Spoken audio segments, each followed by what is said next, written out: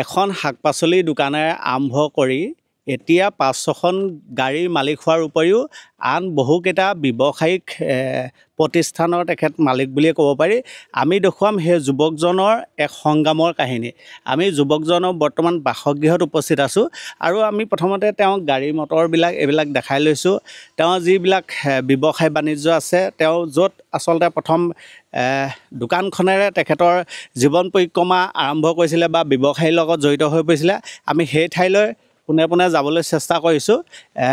ইতিহাস প্ৰসিদ্ধ চাৰিং আৰু চাৰিঙৰ মাজমজিয়াৰ কলেজ যি তিনিআলি, কলেজ তিনিআলিৰ দাঁতিতে আচলতে তেখেতৰ এখন ব্যৱসায়িক প্ৰতিষ্ঠান আছিলে। প্ৰথমতে ফল মূলৰ এখন দোকানে আৰম্ভ কৰিছিলে, শাক পাচলিৰ দোকানে আৰম্ভ কৰিছিলে। তাৰপাছত তেওঁ ক্ৰমান্বয়ে 3-4খন দোকান, তাৰপাছত গাড়ী মটৰ, তাৰপাছত আহি গ'ল মাইক ছেট, এইবিলাক কৰাৰ উপৰিও এখন বাগান, একোটাকৈ পুখুৰীয়ে আচলতে তেখেতে নিদৰ্শন দেখাই গৈছে মানুহক। কৰ্মসংস্কৃতিৰ অপূৰ্ব নিদৰ্শন দাঙি ধৰিছে সেইজন যুৱকজন হৈছে লক্ষ্যজিৎ ফুকন। আমি লক্ষ্যজিৎ ফুকনক পোনে পোনে আমাৰ চেনেললৈ স্বাগতম জনাইছোঁ। ধন্যবাদ। এই যিটো তোমাৰ ব্যৱসায় বাণিজ্যৰ যিটো জীৱন পৰিক্ৰমা বুলি ক'ব পাৰি, এখন শাক পাচলিৰ দোকানে আৰম্ভ কৰা, সেই দোকানখনৰ পৰা আজি এনেকুৱা পৰ্যায়, কি ক'বা, কেনেধৰণে অগ্ৰগতি লৈছিলা? প্ৰথম পৰ্যায়ত মানে মই স্কুলত মেট্ৰিক পাছ কৰাৰ পিছতে মানে অলপ মানে ঘৰুৱা সমস্যাৰ কাৰণে কলেজত এডমিশ্যন ল'বলৈ মোৰ অকণ অসুবিধা হৈছিলে। সেইটো সময়তে মোক এজন ব্যক্তিয়ে মানে ক'লে যে কলেজৰ যদি এডমিশ্যন লওঁ তই মই এটা সহায় কৰিব পাৰিম, তই ব্ৰইলাৰ ব্যৱসায়টো আৰম্ভ কৰ। ব্ৰইলাৰ ব্যৱসায় কৰিবলৈ তেওঁ মোক 7,000 ৰুপিজ দিছিলে। তেওঁ সেই পইচাটো দিয়াৰ পিছতে মই কলেজতো পঢ়ি আছোঁ, ব্যৱসায়টো আৰম্ভ কৰিছোঁ। সেই ব্যৱসায় কৰি অলৰেডি মই বহুতখিনি কৰিলোঁ মানে সেই ব্ৰইলাৰ ব্যৱসায় কৰাৰ পিছত। তাৰপিছত ব্ৰইলাৰ ব্যৱসায় কৰাৰ পিছত এটা সৰু কোম্পানীত কাম কৰিলোঁ।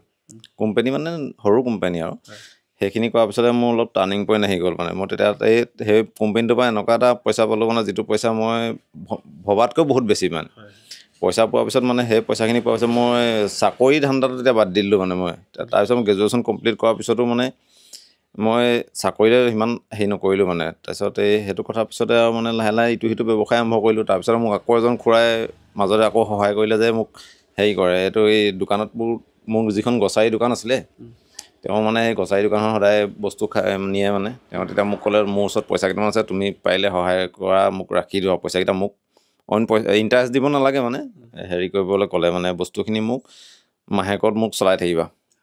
সেই খুৰাজনে মোক সহায় কৰিলে। সহায় কৰাৰ পিছত সেই পইচাই মই প্ৰথম এখন এপে কিনিছিলোঁ। আছে বাৰু এপেখন দেখাম, একদম প্ৰথম এপেখন মোৰ ফাৰ্ষ্ট, সেইখন মই ৰাখি থৈছোঁ। সেইখন মই ধুনীয়াকৈ বনাই মই এটা জেগা ৰাখি থৈছোঁ। তাৰপিছত মই মিনিমাম 8খনমান মই গাড়ী বিকিলোঁ মানে। এতিয়া মোৰ 4খন গাড়ী আছে। তাৰপিছত ব্যৱসায় ইটো সিটো বহলালোঁ। ৰেষ্টুৰেণ্ট এখন আছে, ইলেক্ট্ৰিকেলৰ দোকান আছে, বাগান অকণমান আছে, মই মাছৰ এটা ব্যৱসায় কৰি আছোঁ। চাউণ্ডৰ ব্যৱসায়টো মোৰ মেইন, বিশেষকৈ চাউণ্ডৰ সেইটো। তাৰপিছত চাউণ্ড ছিষ্টেমৰ লগতে মোৰ ডাঙৰ চাউণ্ডলেছ জেনেৰেটৰ আছে। ইফালৰ ৰুমটোতো আছে এনেকুৱা বস্তু অলপ। তাৰপৰা আৰু এইবোৰ চলি আছোঁ আৰু ৰাইজৰ সেৱা কৰি। গ্ৰচাৰী দোকানখন আৰু সেই সৰু দোকানখন এতিয়া আছেনে?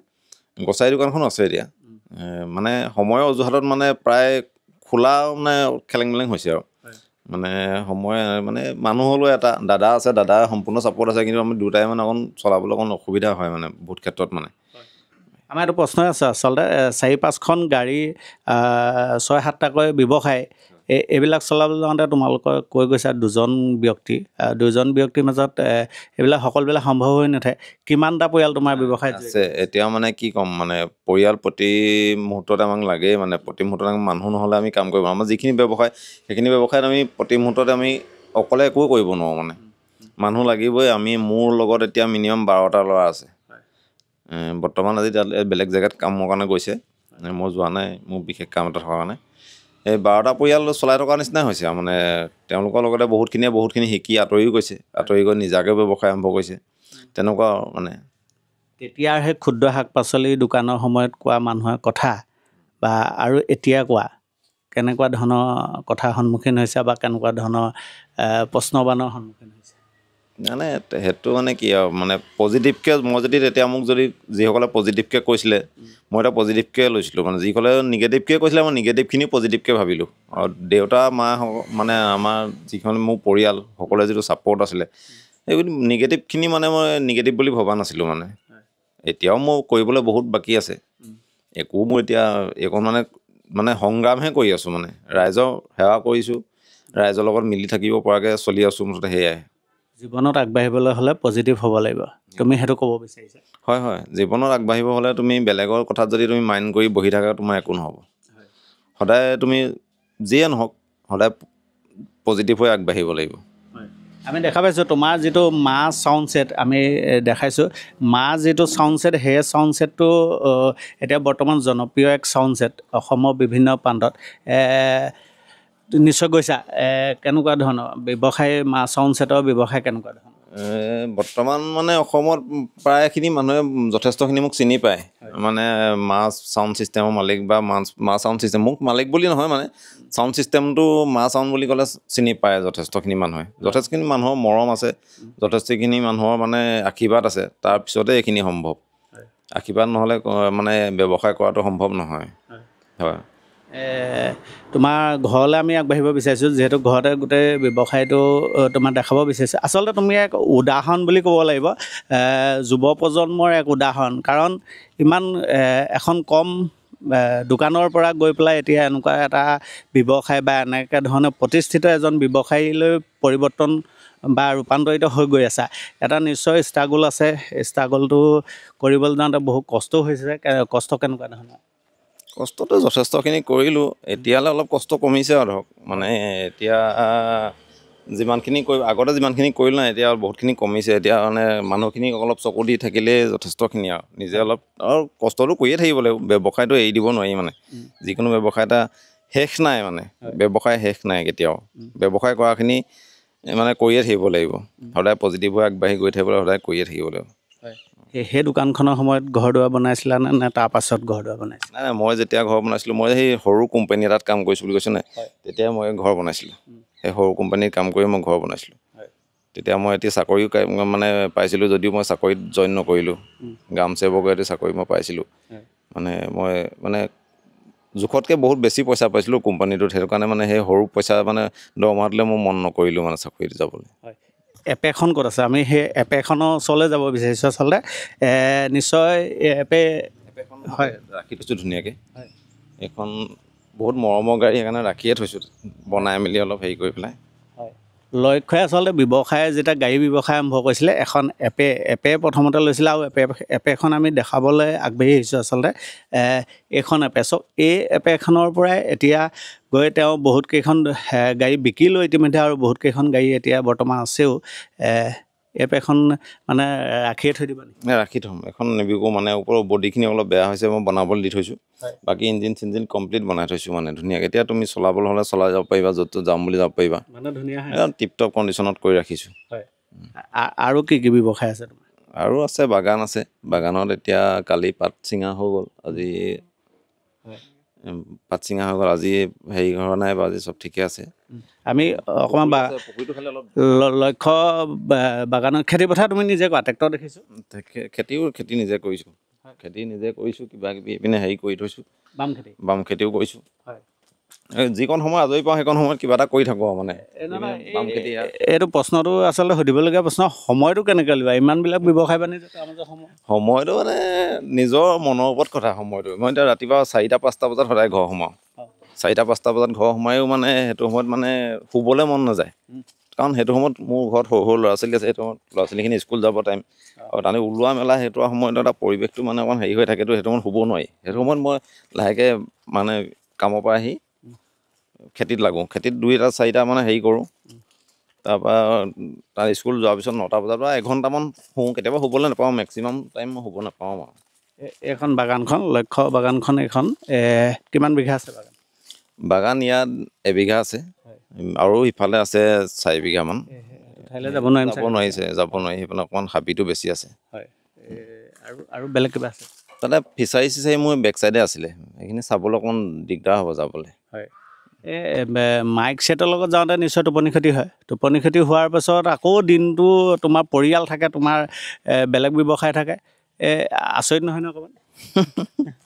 একচুৱেলি মানে সেইটো হয়, মানে ভাবিবলৈ গ'লে সেইটো আমি সদায় কৰি থকাৰ কাৰণে এটা মানে হেৰি হৈ গ'ল, মানে এটা মানে পৰিৱেশৰ লগত খাপ খুৱাব পৰাকৈ কামখিনি মানে কৰি থাকিব পৰা হ'লোঁ। মানে এতিয়া মানে প্ৰথম অৱস্থাত মানে হেৰি আছিলে, মানে কষ্ট আছিলে আৰু মানে ৰাতি সদায় আজি এদিন প্ৰগ্ৰেম নহয়, প্ৰগ্ৰেম সদায় অনুষ্ঠান হৈয়ে থাকে। অনুষ্ঠান আজি আছে, কাইলৈ আছে, পৰহিলৈ আছে, ৰেগুলাৰ হৈ থাকিব।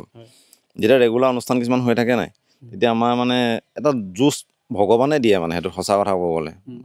আৰু মানে অকল মই বুলিয়ে নহয়, গোটেই মোৰ টীমটো, মানে গোটেই টীমটো মানুহখিনিয়ে পূৰা পজিটিভ হৈ কাম কৰে। মানে মানুহে খুঁত এটা উলিয়াব নোৱাৰাকৈ মানে যিমানখিনি পায় সিমানখিনি চেষ্টা কৰে মানে। সেইটো কাৰণে আজি মই তাহাঁতক লৈ অকণমান গৌৰৱান্বিত। মানে পইচাৰ কথা কি ক'বা? এটা সময়ত আচলতে কলেজ পঢ়িবলৈও পইচাৰ কাৰণে দিগদাৰ হৈছিলে, আৰু আজি তোমাৰতো চাগে প্ৰতিটো ব্যৱসায়তে নিশ্চয় লাভজনক মানে এটা টকা আহি থাকে। গতিকে পইচাৰ ওপৰত কি ক'বা? পইচাটো এনেকুৱা এটা বস্তু, পইচা আজি আছে কাইলৈ নাই। মানে পইচাৰ লগত মানে আজি মোৰ পইচা আছে বুলি কৈ পইচা যিমান থাকক, পইচাৰ কোনো মূল্য নাই।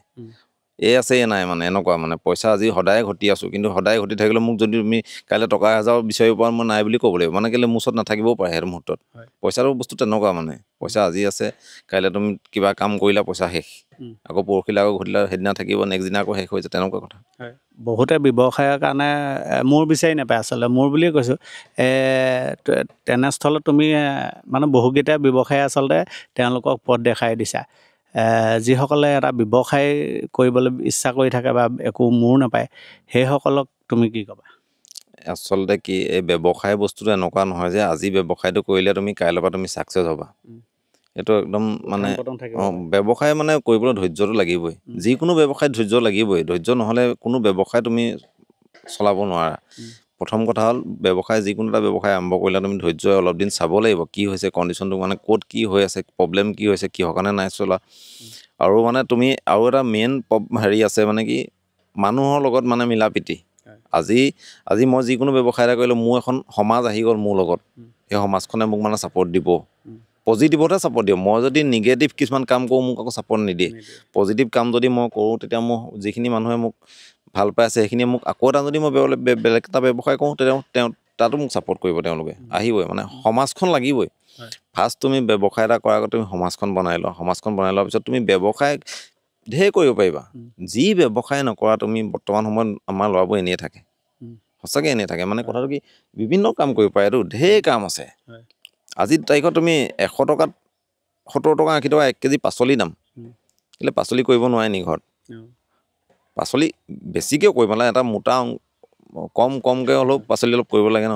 সেইখিনি কৰিলেতো তুমি দিনটো অকল পাচলি ব্যৱসায় নহয়, ঢেৰ কিবা কিবি কৰিব পাৰে। মই এটা সময়ত মানে পূজাত মই মটৰ ঘুগুনি বিকিছোঁ। তাৰপিছত বস্তা হিচাপে এটা কাপোৰ পায়, মানে সেই বস্তা হিচাপে কাপোৰটো আনি মই ইয়াত বিকিলোঁ, আমাৰ ইয়াত যেতিয়া পূজা হৈছিলে। তাৰপিছত মই জেলপি দোকান দিছোঁ। মই বিভিন্ন ব্যৱসায় কৰিছিলোঁ মাজে মাজে। এইখিনি চলি থকাৰ উপৰি মানে এইবোৰ চখ এটা, মানে ব্যৱসায় বুলিলে চখ। মানে মুঠতে ইনকমটো আহিব লাগে। ইনকমটো আহিবই, কিন্তু তুমি খালি একেটাই ব্যৱসায়তে যে ইমানখিনি কৰিব পাৰিম বুলি ভাবিব নোৱাৰা। লাহে লাহে কৰিব লাগিব চব। শেষত ৰাইজক উদ্দেশ্যি কি ক'বা? মানে কাৰোবাক ছাজেশ্যন ব্যৱসায় কৰিবলৈ কেনেধৰণে? নাই, ছাজেশ্যন দিব পৰা মই হোৱা নাই, সঁচা কথা ক'ব গ'লে। ছাজেশ্যন মানে যিখিনিয়ে মানে আজি কাৰোবাৰ পৰা আদৰ্শটো নিজে ল'ব লাগিব। কোনোবাই কিবা এটা কৈছে, আদৰ্শটো নিজে ল'ব লাগিব। কাৰোবাক তুমি এডভাইচ বা উপদেশ দি কোনোবা এটা কাম কৰাব নোৱাৰা। নিজৰ ওপৰত বিশ্বাস ৰাখি কাম কৰক। প্ৰতিটো কামেই তুমি ছাকচেছফুল হ'বই। প্ৰতিটো ব্যৱসায় ছাকচেছফুল হ'ব, নিজে কৰক। হয়, এয়া আছিল লক্ষ্য ফুকনৰ আমি দেখাইছে আচলতে জীৱন সংগ্ৰাম বুলি ক'ব লাগিব এই যুৱকজনৰ। এই যুৱকজনে যিটো ব্যৱসায় কৰিছে খুব সুন্দৰকৈ আচলতে কৰিছে, কৰ্মসংস্কৃতি দাঙি ধৰিছে। এনে সময় তেওঁ যাবলৈ দিয়া নাই। সময় যে অমূল্য ধন, তেওঁ কৰ্মৰ দ্বাৰাই ৰাইজক দেখাই গৈছে। আৰু এনেধৰণে উঠি অহা প্ৰজন্মৰ যদি যিসকলে ধৰক এটা চাকৰি বিচাৰিছে, চাকৰি পোৱা নাই, তাৰপিছত যদি তেখেতে এনেই আছোঁ বুলি হতাশাগ্ৰস্ত হৈছে, সেইসকলে আচলতে এনেকুৱা ধৰণে কাম আৰম্ভ কৰিব পাৰে, এখেত তাৰ উদাহৰণ। আমি দেখাইছোঁ তেওঁ ব্যৱসায় বাণিজ্য কেনেকুৱা পৰ্যায়ৰ পৰা আচলতে কেনেকুৱা পৰ্যায়লৈ আহিলে।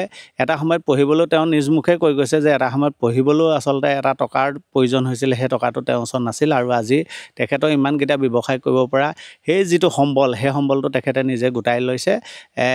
এনেকুৱা যুৱকবিলাক হৈছে আমাৰ সমাজৰ আদৰ্শ, আমাৰ যুৱ প্ৰজন্মৰ আদৰ্শ। আমি আপোনাৰ ভৱিষ্যত উত্তৰোত্তৰ কামনা কৰিছোঁ। এই ব্যৱসায়ৰ লগতে আৰু যাতে গতি কৰক ব্যৱসায়লৈ। ধন্যবাদ থাকিল। ৰাইজৰ মৰম সহযোগিতা অবিহনে একো নহয়। সকলোৰে সহায় সহযোগিতা কামনা কৰিছোঁ অনাগত দিনত। ধন্যবাদ। হয়, আমিও তেখেতৰ উত্তৰোত্তৰ কামনা কৰিছোঁ আৰু এনেধৰণে আমি সেইসকল যুৱ প্ৰজন্মৰ যুৱকক আমি আমাৰ ভিডিঅ'ৰ জৰিয়তে আমি ৰাইজৰ আগত চিনাকি কৰি দিবলৈ চেষ্টা কৰিম, যাতে তেওঁক দেখি আৰু 10জন আগবাঢ়ি হওক, কৰ্মসংস্কৃতিত তেওঁলোকে লাগি যাওক। আচলতে আমি যিটো কৈ থাকোঁ যে কাম নকৰিলে একো নচলে। সেই যে কাম কৰি থাকে, সেই কৰ্মসংস্কৃতি আমি দেখাই যাম, তাৰ দ্বাৰা উৎসাহিত হৈ আন 10জন আগবাঢ়ি আহিব পৰাকৈ।